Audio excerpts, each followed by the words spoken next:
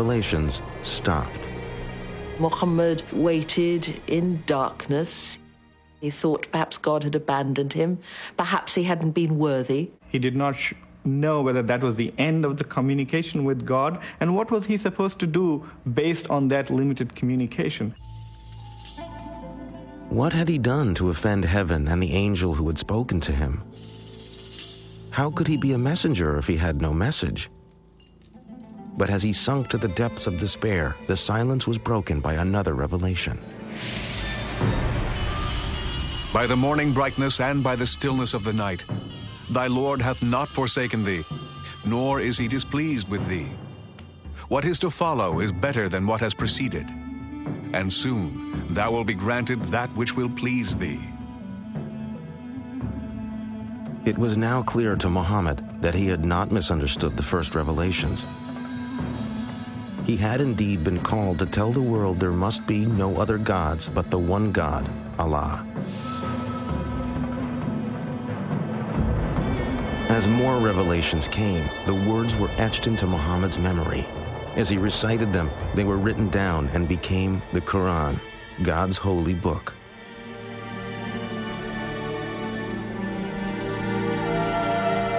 At first, only Khadija and a few close friends and family accepted the Quran.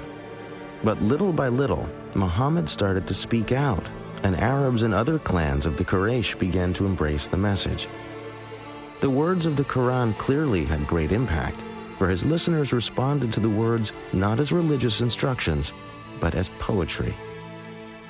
Before the rise of Islam, the Arabs did not have great architecture, did not have great art of textile, or practically no calligraphy, but that very great poetry, oral poetry. That was the supreme art. And so what had developed at that time was a culture in which poetry played the role perhaps of television programs, maybe soap operas, even more in our modern culture. In towns and cities or in simple Bedouin camps in the desert, those Arabs who could perform poetry and music had enormous status. Now, as Muhammad chanted the verses of the Quran, the words became music as he touched a deeply spiritual nerve in his listeners. Many stepped forward to embrace Islam and its message, but for Muhammad, they were not accepting something new, simply returning to an old religion.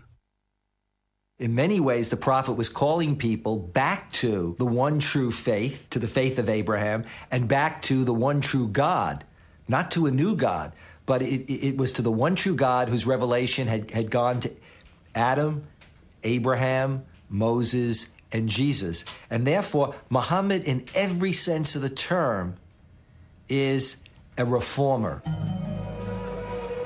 So far, Muhammad had avoided any mention of the idols that stood in and around the Kaaba. Now he announced that the Quraysh would have to stop worshiping all other gods. He demanded a radical new expression of faith. The words began. He is Allah, the one and only, Allah, the eternal, absolute. He begetteth not, nor is he begotten, and there is none like unto him. There could be no greater loyalty than to God, not to any tribal deity, not to some traditional idol, not even to the tribe. This mild-mannered merchant was now demanding Arabs forsake the gods of their ancestors. Their real identity was rooted in their family and clan and kin connections, because it was that gave them a position in the world. When Muhammad comes with a new set of religious ideas, or is trying to renew a set of religious ideas focused on monotheism, people whose ancestors had been pagans said, what's happened to our grandfathers, our great-grandfathers? And Muhammad had to say, well, they're burning in hell because they didn't believe in one God. This new commandment was to be called Islam, meaning an act of surrender to God's will.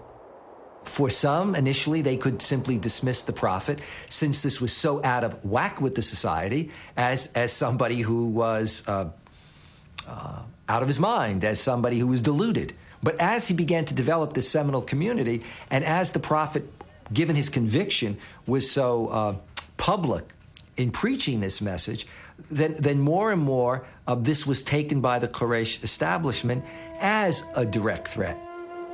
The new message of Islam now ripped the fabric of the Quraysh community. Soon, like Jesus before him, Muhammad's ministry was turning father against son, family against family.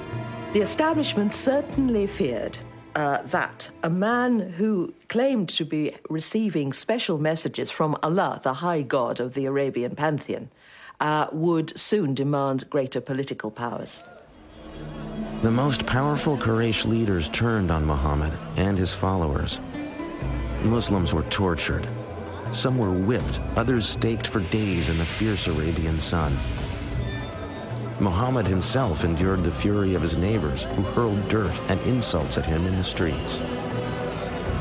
For 2 years, Quraysh leaders placed a ban on intermarriage and trade with any followers of Islam. No one was allowed to sell them food.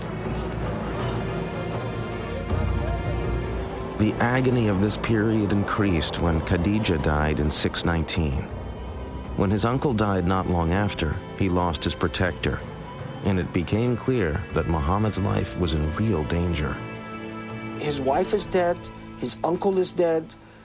Although he has followers, many of them are being tortured, imprisoned, persecuted. He is powerless to help many of those that he loves, and many of those that have believed in him.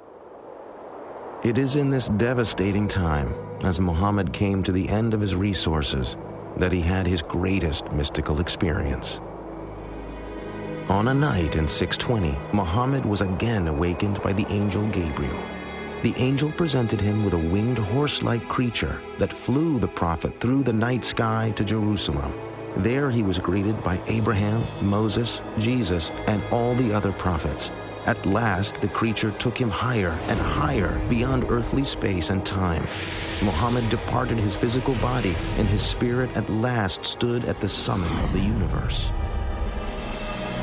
His celestial journey to Jerusalem suggested to Muhammad that he was entering into a new phase of his service to God and Islam. He now also understood that he could no longer remain in Mecca.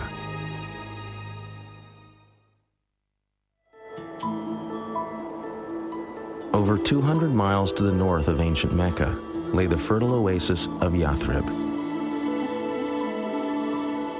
It was a lush island of green amidst harsh volcanic mountains and untillable desert soil. Its sweet water and abundant crops of grain and dates made for a comfortable life. But Yathrib was troubled. The tribes who lived in this beautiful place were locked in a deadly state of rivalry.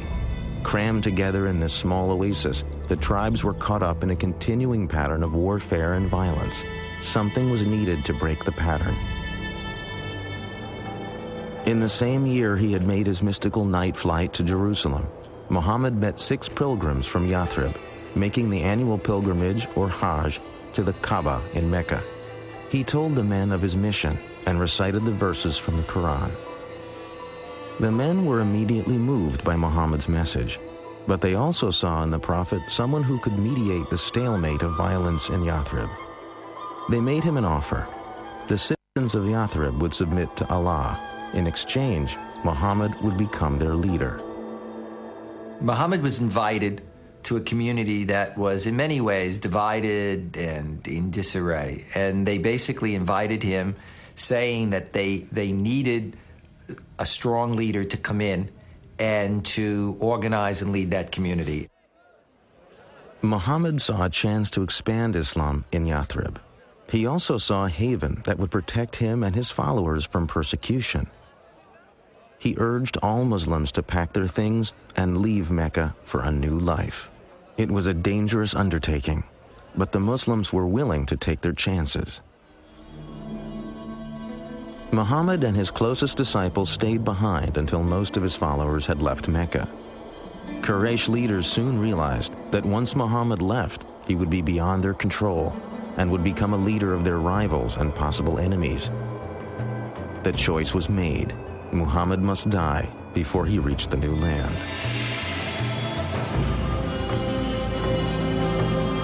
So that no one clan would have to bear responsibility, it was decided that one member of each would plunge a sword into Muhammad at the same time. The men frantically searched Mecca, but Muhammad had been warned of the threat and had made his escape. The following morning, horsemen pursued Muhammad and at last followed his trail to the entrance of a cave. Muhammad and a disciple were hiding inside. But Muslim tradition says the Quraysh assassins found a pigeon nesting at the cave's mouth and the entrance covered with a spider web. The Quraysh concluded no one could be inside. Allah had protected his prophet. The flight from Mecca in 622 is known to Muslims as the Hijrah. No event has greater importance in the culture of Islam. It became the start of the Muslim calendar. It was because it was the start of the establishment of the Muslim community. So that unlike the Gregorian calendar that starts with the birth date of Christ, the Muslim calendar, or the Islamic calendar, which is based on the lunar calendar, is one that is based on this concept of community.